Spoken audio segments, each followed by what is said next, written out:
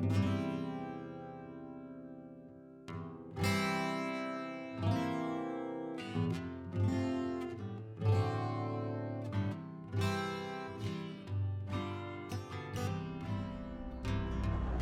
no exaggeration to say that Rhode Island grew up around the Industrial Revolution. It started here not 5 miles down the road in Pawtucket, and it rapidly transformed the economy from an agrarian, small-scale manual labor-based economy to a full-fledged, mass-producing, industrial-based economy.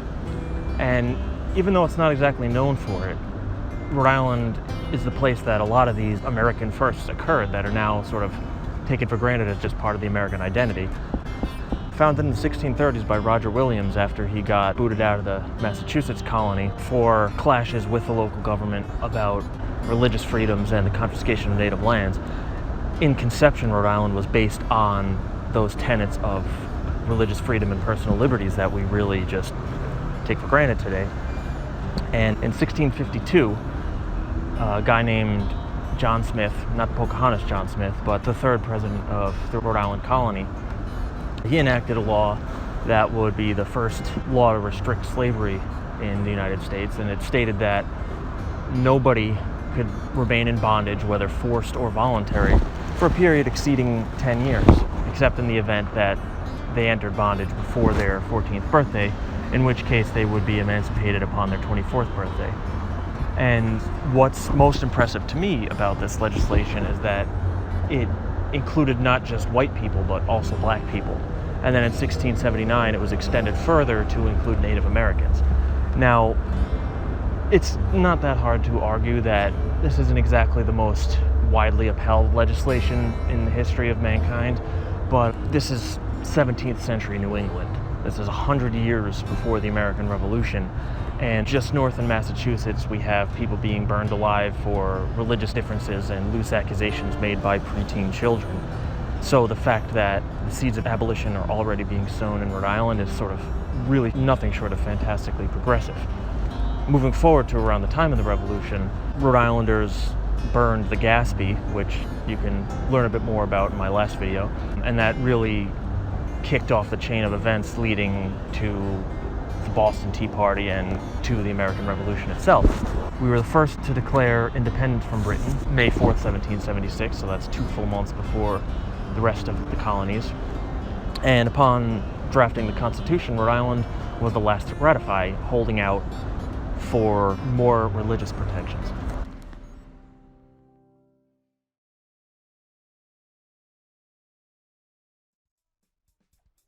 For the purposes of this video, we've got to move forward about 13 years from the end of the American Revolution to 1789, when a 21-year-old man named Samuel Slater was making his way over from Britain. And at the time, it was illegal to leave Britain with plans, any kind of technical data for their arc mills, because they didn't want that knowledge getting into the hands of the Americans. Despite only being 21, he had already had 11 years experience working in the mills. He started working in the mills in Britain when he was just 10 years old. So he had a lot of technical experience, and he was particularly proficient with mathematics from an early age. So he took to it like a mechanical engineer, basically, and headed to the United States with technical knowledge of Britain's arc mill system. And now it goes without saying that if he's not allowed to physically come over himself because of his mental knowledge, he wasn't allowed to bring any blueprints.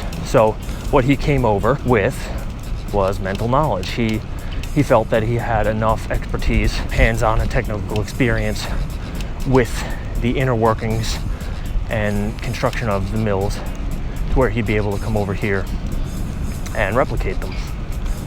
In 1789, he came over, wasn't really super impressed. He had spent some time in the mills and didn't really like the layout.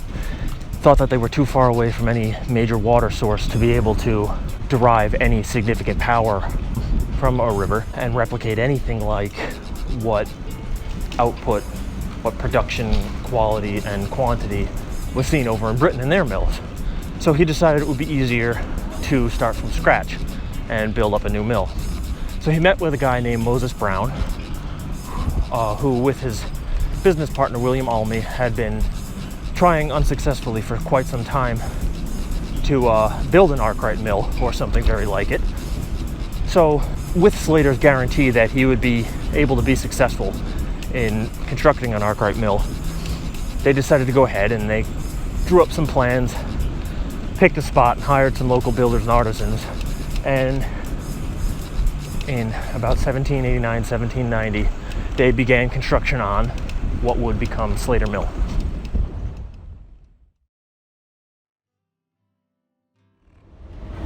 By 1793, Slater and Almy had completed construction of the Slater Mill, and it rapidly transformed the surrounding area in terms of economy and socially, even geographically. It transformed the quantity and rate of production such that the cost of both production and purchase were reduced to where more people had access to it than had previously been seen, whether in terms of goods just being cheaper or in terms of now people had access to employment so they could even think of buying stuff in the first place. So it really transformed the quality of life for a lot of people, but it wasn't just the mills. The mills were constructed, but along with the mills were constructed cottages to provide housing for the mill workers, which in turn invited different aspects of towns, the artisans, the merchants, stuff like blacksmiths and tailors. Churches and schools also popped up in the area, and it sort of became a concentrated village, eponymously named Slaterville. It was sort of a concentrated area with the mill as a hub, and all of the aspects of a society radiating out from it, with the mill generating the income that then percolated out into the local economy surrounding it. And a lot of people's quality of life were raised considerably because with the increase in production, it created more need for jobs and more access to the goods at a lower cost and a more rapid rate. So that was really quickly a positive feedback loop that expanded dramatically, and it was replicated by other entrepreneurs along the major waterways in the area, notably the Woonasquatucket, the Blackstone that you can hear behind me, and the Patuxent rivers. So that model was replicated all along the Blackstone, all along the Patuxent, and all along the Woonasquatucket, and the areas quickly began transforming along the same pattern that Pawtucket saw with Slater Mill and Slaterville.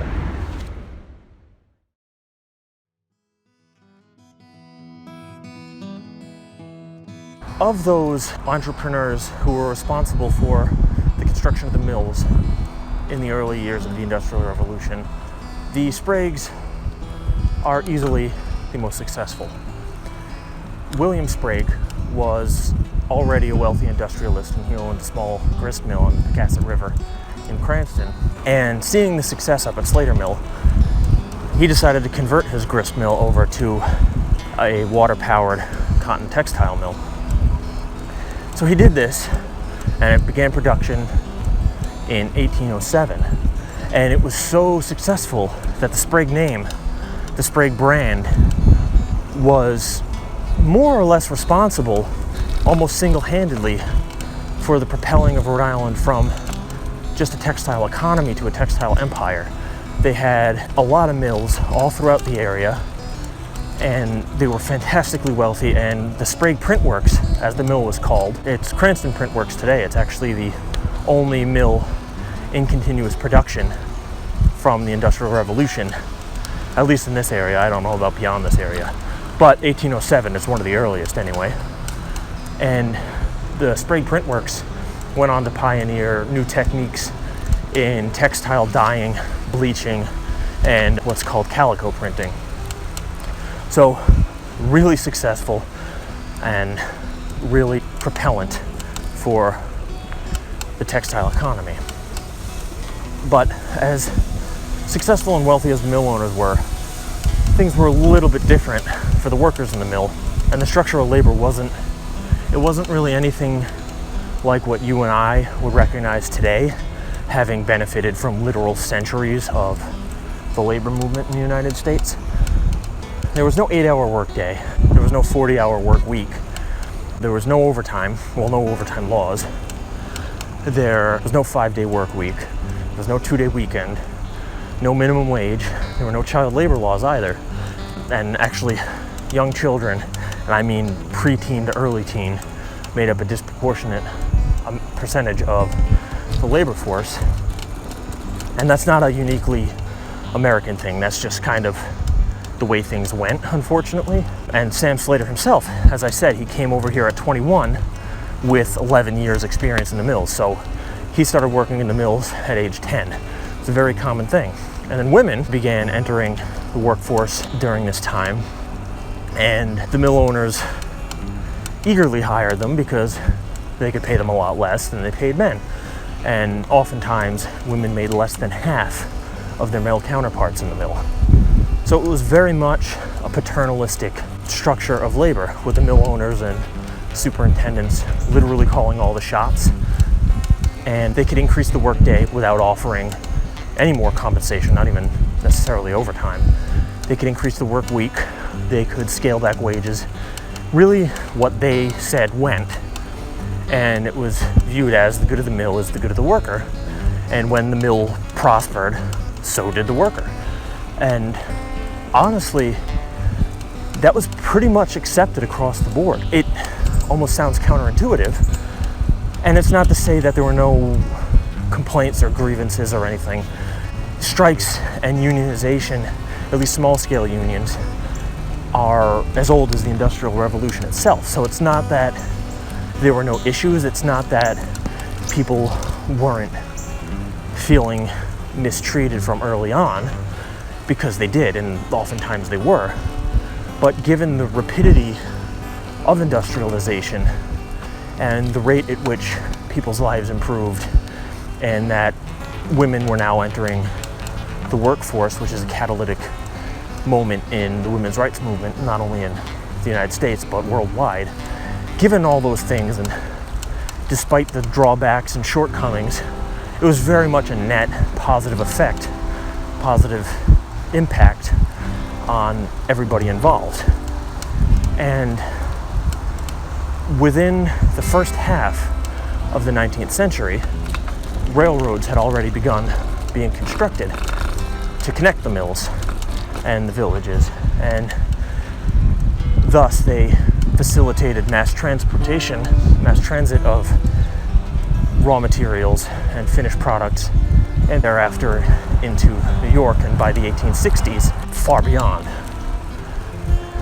And so that started happening. The railroad started linking things in the first half of the 19th century. And that's pretty incredible when you think about it, because Rhode Island, as you know, was founded in the 1630s. The Industrial Revolution kicked off in the 1790s. So that's 160 years of not a stagnant, but a static economy, an agrarian economy. Then you have Slater Mill firing up for the first time in the 1790s. And in less than 50 years, in about 30% of the time that Rhode Island had even existed prior, you have almost a wholesale conversion to a full-fledged, mass-producing, industrialized economy, with a railroad interconnecting the major points of production and facilitating transit across state lines. So this really must have been an exciting time to be alive.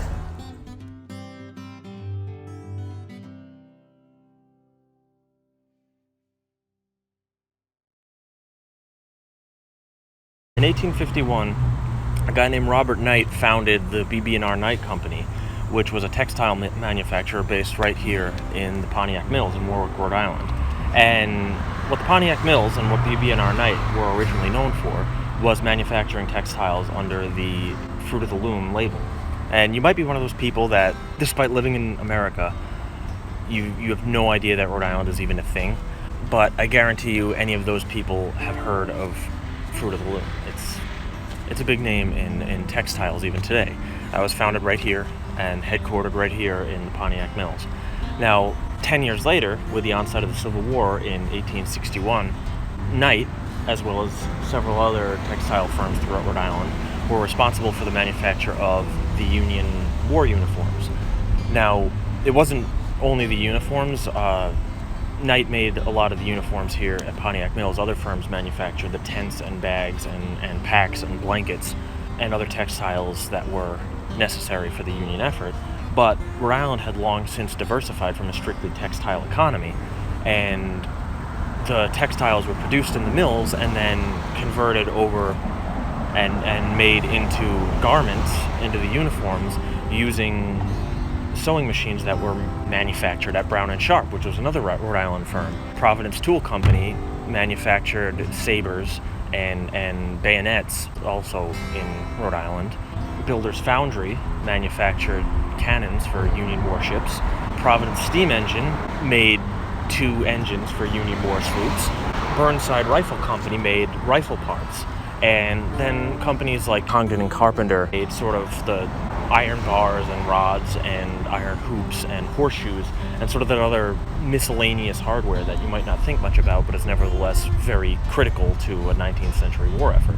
So Rhode Island was really a one-stop shop for all of your arming the Union Army needs.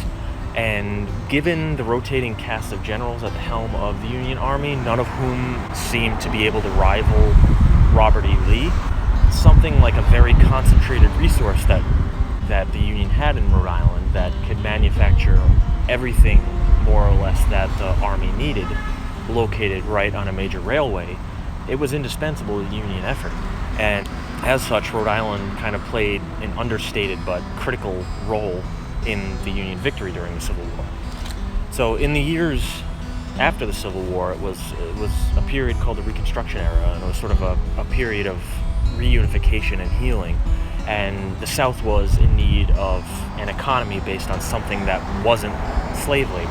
And as such, the textile mills spread more rapidly into the South than they had before the war. And you might think of slavery and slave labor as something that was mostly beneficial to the South, and the South's economy was completely predicated and dependent upon it. But the North was pretty much equally dependent upon it, even though the slavery wasn't located here for nearly as long. Now, the Rhode Island specifically produced a unique product called Negro cloth. It was also called Kentucky jeans. And what that was an easy to produce, inexpensive, durable cotton twill fabric that was traded to the southern plantation owners in exchange for raw cotton, and the plantation owners used the Negro cloth to clothe slaves. And it accounted for up to 70% of Rhode Island's textile production at the height of producing this Negro cloth. And immediately following the Civil War, that dropped off, and it fell to about 15% of Rhode Island textile production, and shortly thereafter it dropped off completely. I mean, there's no more slavery. You don't need Negro cloth to clothe slaves. So it went from 70% down to 0 very quickly. And it goes without saying that if you no longer have slaves that need to be clothed because slavery doesn't exist, then you also don't have the free labor that enslaved people provide. So in the time period from 1860 to 1864, you have an increase of the price of cotton from 10 cents a pound to $1.89. So that's almost 19 times more expensive by the end of the Civil War. So that's a big increase in overhead for the northern textile mills.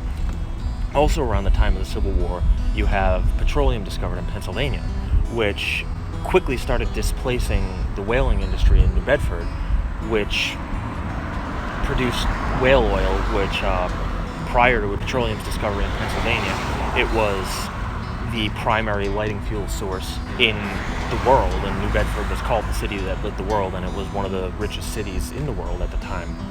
Now, going through the middle of the 19th century, you really have whale populations being dramatically depleted, and whaling voyages took a lot longer, and they weren't necessarily as profitable as a result. And a whaling voyage might take about a month, and the ships would come back with about 4,000 barrels worth of whale oil in the whales that they had hunted and killed. Now, in a month, you get 4,000 barrels of whale oil. Pennsylvania could produce 3,000 barrels of petroleum in a day. So that quickly outpaced the whaling industry, and as a result, New Bedford, which at the time included Fairhaven and Acushnet, started mimicking their neighbors over in Fall River and moving towards a textile economy. So it was a little bit more competition for Rhode Island locally. Furthermore, you have the railroad industry, which saw heavy speculative investment in the years leading up to the Civil War, but the development around the railroads didn't really keep pace, and as a result, the profits that had been expected and promised to investors wasn't really seen. So the railroad industry was kind of floundering, and the railroad workers were going on strike widespread at the time. And then lastly, over in Europe, in Germany specifically, there was a demonetization of silver, which was partly responsible for the destabilization of the European economy. And all of these events, the displacement of the whaling industry, the railroad industry faltering, the rocketing increase in price in cotton, and the lack of free labor with slave labor, all of these things and others conspired to create what was called the Panic of 1873. And at the time it was called the Great Depression, but 60-ish years later, with what we now call it a Great Depression, we realized what a Great Depression was, and now we just call it the Panic of 1873. So during the Panic of 1873, the Spragues were really kind of spent. They were sort of financially overextended and economically just exhausted, and they began to go under, and they started selling out. And this is when BB&R Knight really stepped up, and they did really well throughout the Civil War. They weren't quite as impacted as the Spragues were, and they started buying out the mills that were previously owned by the Spragues, and they spread like crazy. They had mills all over the area, all over New England. They quickly outpaced the Spragues in terms of presence in the textile industry. And it was actually said that at one point BB&R Knight owned an unbroken and uninterrupted row of mills along the Patuxent spanning over 4.5 miles. And thinking like a 21st century person, it might not really convey what that means. 4.5 miles, that's 3 minutes in your car on the highway. But that's not really how it was back then. This was all on rail. And I bike on a bike path pretty much every day called the Washington Secondary Path. And back in the early 20th, late 19th century, this was a railroad called the Providence-Hartford Fishkill Railroad. And it ran, as I bike it, from Providence down to Coventry. So I literally bike along what used to be that railroad that saw that unbroken row of about 4.5 miles of Knight Company mills. And a lot of it's still there. A lot of the mills are still there. A lot of the cottages that house the employees are still there. A lot of the office buildings are still there. A lot of the dams are still there, and the sluiceways. So it's a lot more rural as you go further south than a lot of Rhode Island. You go across the intersections and you see sort of the entering Arctic Village, entering Native Village. So you really start getting a feel for what this must have been like at the time when you're seeing mill after mill after mill, and you know that the mill and the cottages and the immediate surrounding area was a village that was entirely dependent upon the Knight Company for their income and their sustainability. So you start to relate to it in a new way. And when you're spending half an hour biking through this area that was run and owned almost entirely by the Knights, you really kind of understand the expanse and the enormity of the Knight Corporation, when this is just a small area that they operated all throughout New England. So from the period of about 1880 to the turn of the 20th century, Knight was the biggest name, and they really pushed Rhode Island into unprecedented profits in the textile industry. But come the turn of the 20th century, with the southern textile industries really taking foot and gaining momentum, and European economy having revitalized to a certain extent and providing some overseas competition, you start seeing a steady slowing of the Rhode Island textile economy. And after the turn of the 20th century, it would never again return to the kind of profitability that it saw previously. And particularly post-World War I in 1918, things slowed down so much that come when the rest of the country was entering the roaring 20s in the wake of their own industrialization and the profits of the Industrial Revolution spreading elsewhere in the country, Rhode Island was really kind of grinding to a halt. And BB&R Night sort of surprised the region and the industry when they announced that in 1920 they were selling out to a firm called Consolidated Textile.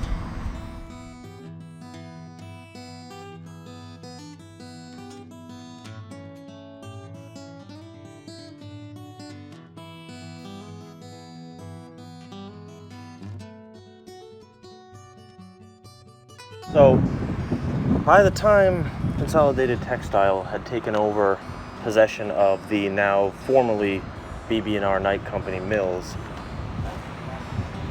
it was already doing so in the face of a receding economy and keeping pace with sort of the way things were done back then. In 1921, in the face of that recession, the Consolidated Textile Company decided to cut wages, and they cut them by 22%, which from a 21st century standpoint sounds insane, but given that that's sort of the way things went back then, it was like, listen guys, things are real tight right now, orders have slowed down, production has slowed down, we can't bear the brunt of the lack of profits on our own, so let's sort of take it as a team.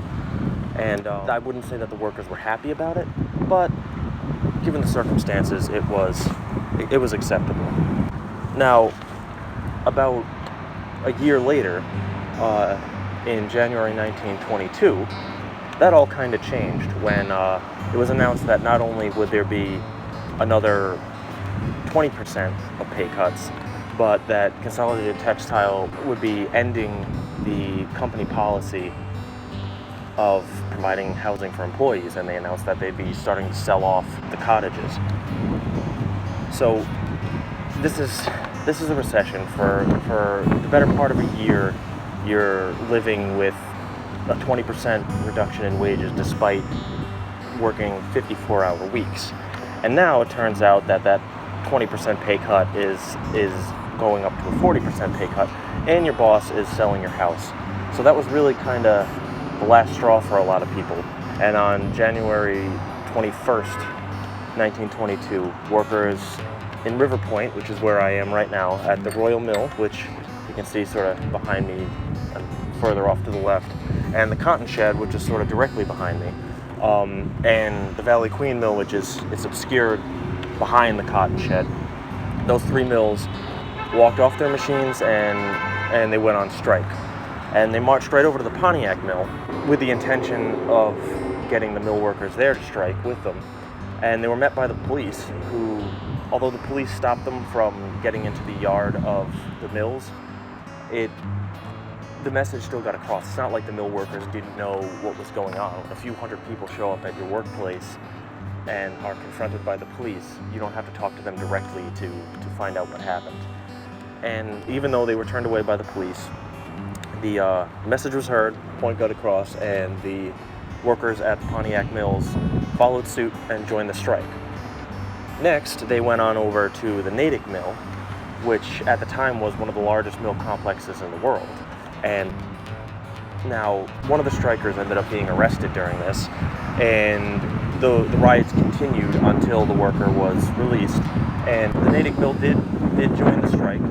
That part was successful, but they were also turned away by the police force.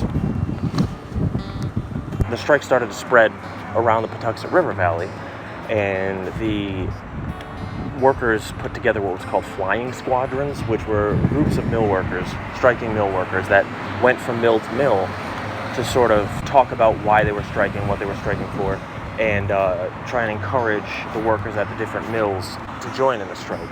And around the same time, the mills put out a statement, the mill owners put out a statement, saying that this is just how things had been. Things slow down and wages are cut back, or hours are extended. This is how it's always been. It was like that for 40 years under BB&R Night. It was like that for decades under the Spragues. It's been like that since the onset of the Industrial Revolution. Why is this suddenly different? But to the workers, it was different. This was a major recession, and wages had already been cut 40%, and now you're getting rid of the houses. So this is far beyond historical precedent as far as the workers were concerned. And the strikes really spread all the way across the mills in the Patuxent River Valley, and from the southernmost border, the border with Connecticut, all the way up the Patuxent River, and also along the Blackstone. So that's a lot of territory to all be on strike. And I've already mentioned the Royal Mill, the Cotton Shed, and the Valley Queen Mills, and I've mentioned the Natick and the Pontiac Mills. So that's 5 mills on strike, and that's pretty considerable, but it was way more than that. I mean, you had the Quidnick Mill and the Arctic Mill, the Centerville Mill, the Crompton Mill, the Anthony Mills, the Harris Mills, Lippett Mills, Arkwright Mills, Phoenix Mills, in Clyde, in Apponaug. On the Blackstone, you had the Bourne Mill, the Social Mill, the Hamlet Mill, the Jenks Mill, the Ashton Mill, the Valley Falls Mill, and the mill that started it all, Slater Mill, was also involved in this. And that's a lot, but really that's only a handful. I've mentioned a bunch of them. There are some that I didn't mention, some that I didn't visit, some I don't even know existed that took part in this strike. And this was from the border of the Connecticut border on the south, all the way up the Patuxent, all the way up the Blackstone to the border with Massachusetts, and then into Massachusetts all the way up to Lowell. So that's all of Rhode Island and like 3/4 of Massachusetts that was involved in this strike. When I said earlier that the mills were really the hub of the economy locally, that still applies here. I mean, Rhode Island wasn't any longer a single product economy that diversified from textiles, but the mills were still really the bread and butter of the economy. And when you have people that are already starved for money, they've already lived out their savings and cut down to 60% of what they used to make, there's no extra jobs. You're in a recession. Even if there were extra jobs, they're working 54 hours a week and you don't even have time for another job. And then you pull the mills as a whole out from that's paralyzing to the economy. And it was really felt, and it reverberated not just along the river valley, along the mill villages, but it moved out from there and all the way across Rhode Island and most of the way up Massachusetts. And already by February, the mill owners were pressing the governor, who's a Republican governor named Emory Sansucci. They were pressing on him to call in the National Guard because they didn't see any reasonable, organic, or peaceful conclusion to this strike. And he didn't call on the National Guard. He played the part of a typical politician and said that he didn't want to involve himself. He wanted it to basically resolve itself peacefully. And shortly thereafter, he balked and threatened to send in the National Guard, and still didn't. But by the end of February, he wound up sending in the National Guard, and 150 National Guard troops went to the Natick Mill to break the strikes there, and they actually mounted a machine gun turret. And this is 20th century Rhode Island. There's a machine gun turret on the top of a textile mill to prevent violence and rioting. And in doing that, the governor mostly succeeded in alienating the mill owners who wanted him to call out the National Guard, and then he didn't, so they were fed up with him. And then when he finally did, he alienated his base among the mill workers. Didn't end the strikes, though, by any stretch of the imagination, so really he just succeeded in guaranteeing that he wouldn't be reelected. But the strikes really went on, and the violence continued, and the clashes with police and now with National Guard troops continued. The police had never dealt with anything like this, and they were really undertrained for the purposes, and there was widespread reports of police brutality. People were actually killed, and the ethnicity of the person killed often incited more solidarity among ethnic groups, among the strikers and among the ethnic groups related to the strikers who had been killed. Then by summer, the mills announced that they were going to start evicting the mill workers and their families, but not for the reasons I said earlier when they announced that they were going to start selling off the mill housing. They said that, you haven't been to work in months. You have no plans on coming back to work. We need work to be done, so you're living on our property free. You're getting out of our property. We're calling in outside labor to start getting things going again.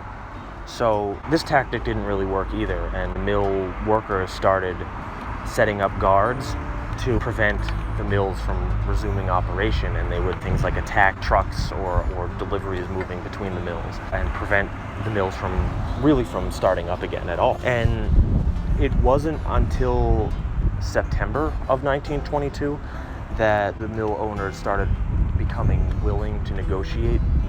And they did, but not really out of the goodness of their own heart. I mean, they knew that no quick resolution, no easy resolution was going to come. They weren't stupid, but when it comes down to it, the strike had already ridden out the brunt of the recession, and production orders started coming back in again. So they knew that at this point it's in their best interest. Someone needs to compromise. They can afford to do it. They're in a good position to do it. And in moving forward to suggest the compromise, to suggest negotiations, they would be able to sort of keep the ball in their court. So they did, and they negotiated that the work week would be reduced from 54 back down to 48 hours, and the wage cuts would be reversed to where they were before January 1922. So basically they reversed half of the wage cuts. And even though this was sort of a selfish tactic on the part of the mill owners, it was seen as a huge victory for the mill workers, who had learned and demonstrated that they could come together on a massive scale and strike, walk off their job, and paralyze an economy across state lines. They could march and strike and fight and literally die for a common cause. And when it came down to it, it was, this is no longer a one-way street. Yes, you're providing the employment, but we are providing the labor. Nothing gets done without us. And if you're not supporting one of us, we've all talked to each other. And if that's the case, none of us are supporting you. And that mentality that developed then really broke that paternalistic system that had been in place since the onset of the Industrial Revolution. And it was no longer the mill owners calling the shots when it came to labor and wages, but beyond that, the mill owner, they acted as benevolent overlord, like I said, and in times of trouble, in times of economic hardship, they'd reduce wages, but when it came down to it, they would often be very charitable and help out their villages during recessions and during depression. And going forward, it was very much left up to the resources and ingenuity of the workers and the village residents how to work through that. And that resourcefulness would very much be tested, as we know, about 10 years later, a little more than, going into what would become the Great Depression.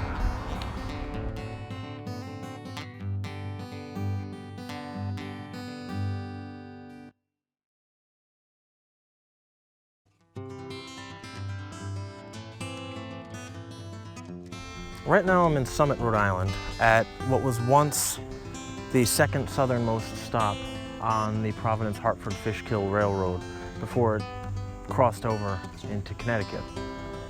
And the railroad is long gone, as is the textile industry that drove the economy that built it. But given the rural surrounding and what we've learned and the 1850s general store behind me, you really kind of feel a connection with, and you feel some appreciation for the people who lived through the Industrial Revolution and their way of life. But in the wake of the 1922 textile strike, that way of life was already becoming a thing of the past. And it was representative of sort of the way things were going nationwide as a whole. It wasn't something that was unique to Rhode Island, but Rhode Island was a very good snapshot of the way things were going. And in particular, one of the things that we would, I think, recognize most readily that came of things like the textile strike is the modern incarnation, the modern representation of the Republican and Democratic parties in the United States.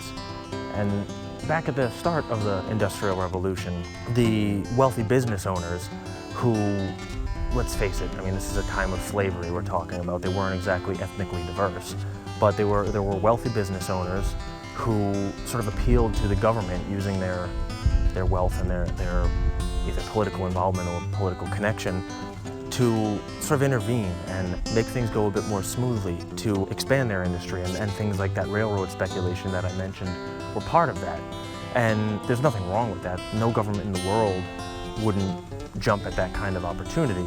But Republicans at the time were very much in favor of an expanding government presence that could really facilitate and support and invest in, if necessary, the expansion of the industries, and for the purposes of this video, the textile industry. But as the 19th century waned on, and in particular by the turn of the 20th century, workers started saying, you know, we're not really getting as much out of this as we feel like we should, and they started advocating more and more for their own rights. And logically so, the Republicans said, you know, listen, government, we've been at this for a long time now. We're really good at it.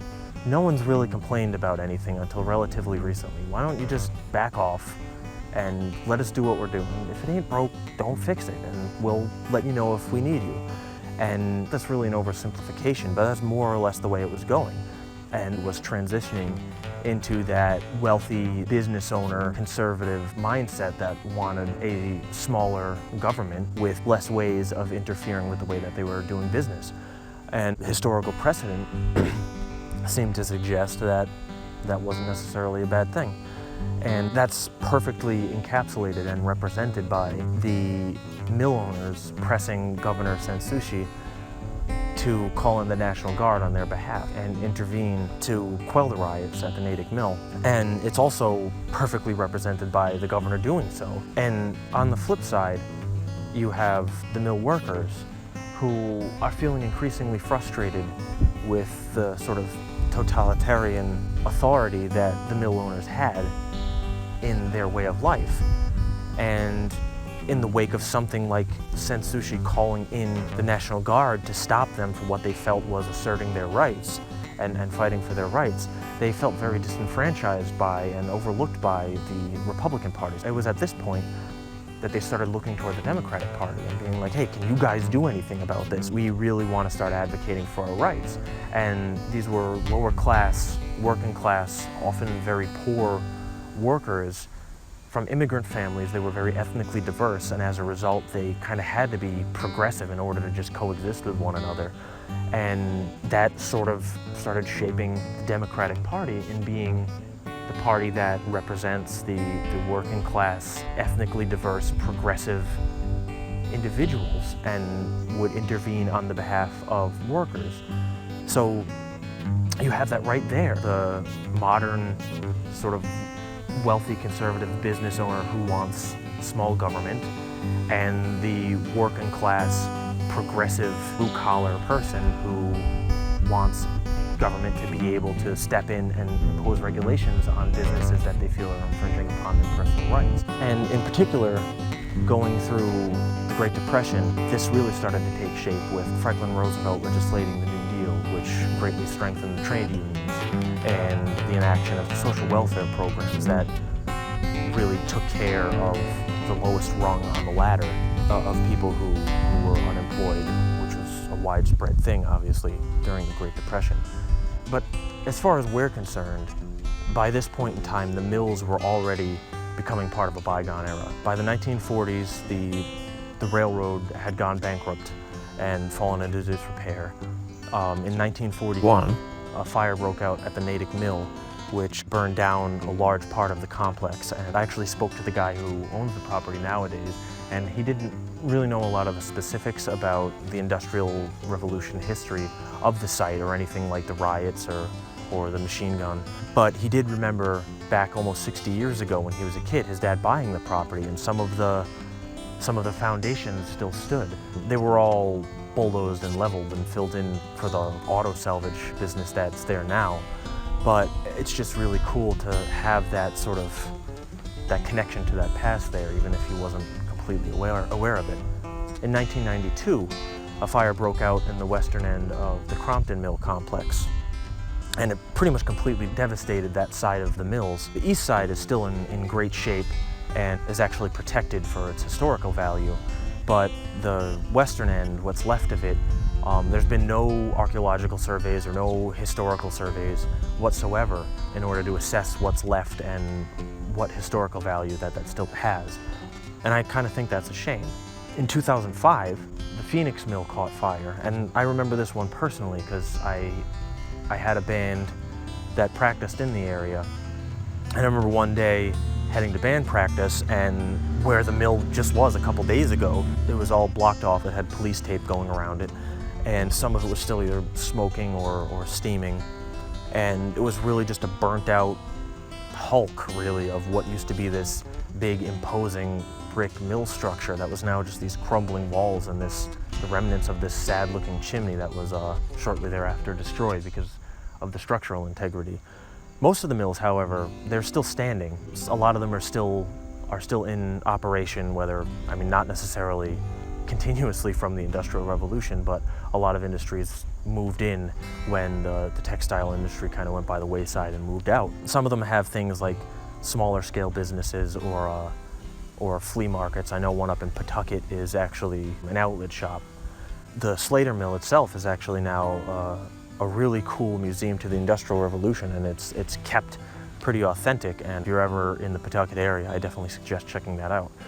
And the majority of the mills, I would say, are going the way of living spaces, becoming things like condos and apartment complexes and even hotels. And a lot of them are currently occupied by these living spaces. A lot of the vacant ones are currently in the process of being repurposed for them. And in theory, I think it's a good thing to take such a big part of the history of an area and repurpose it for the modern economy and keep that iconic aspect of the area's history. How I feel about that in regards to an economically depressed area all of a sudden having these really expensive loft apartments that the residents can't necessarily afford. That's a topic for another video, but it's still really cool to see something being done with these old mills. And as for the railroad, the rail bed itself was paved over starting in the late 1990s. And in 1997, the first portion of it was opened up as a bike path. That section was near the Washington section of the Providence-Hartford-Fishkill rail line. And so the bike path is called the Washington Secondary Path.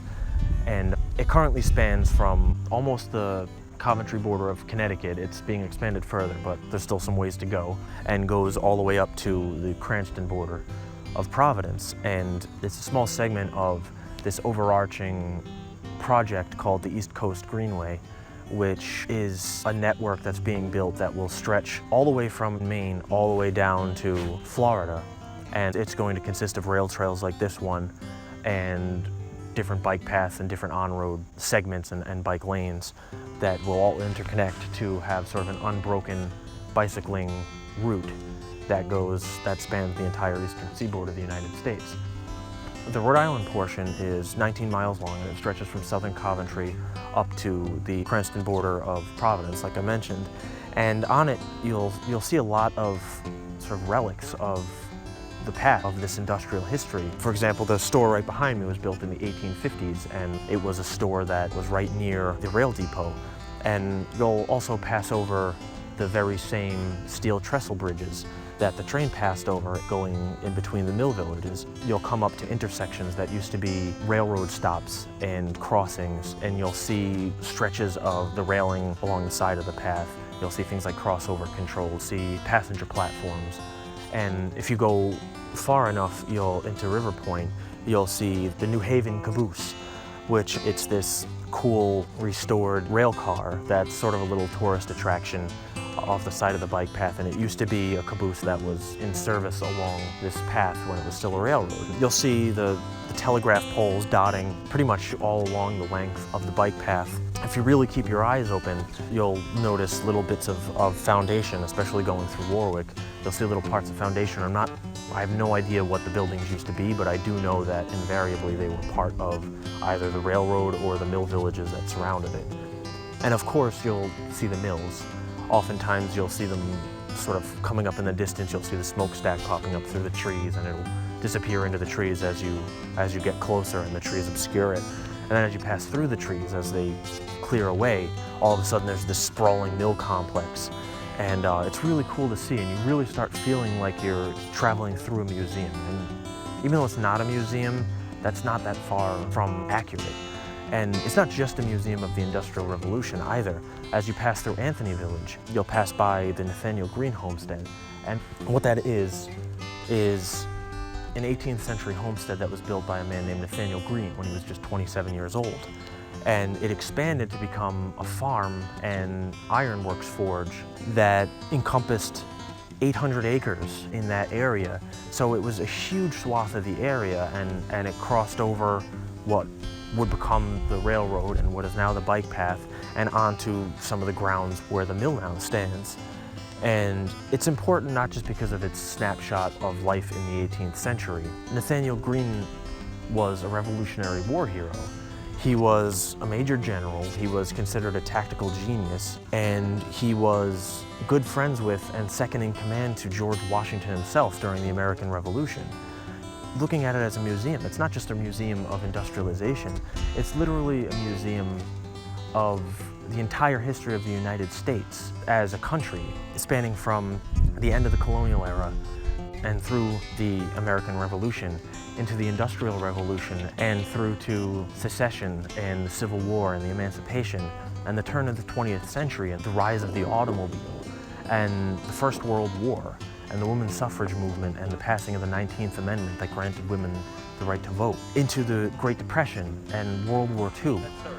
And all the way through to today, right now, when it serves as not just recreation and tourism, but also as mass transit for myself as well as countless other people who use the bike path to get to work, and some of whom use the bike path to get to work at the very same mills that the railroad was built to service.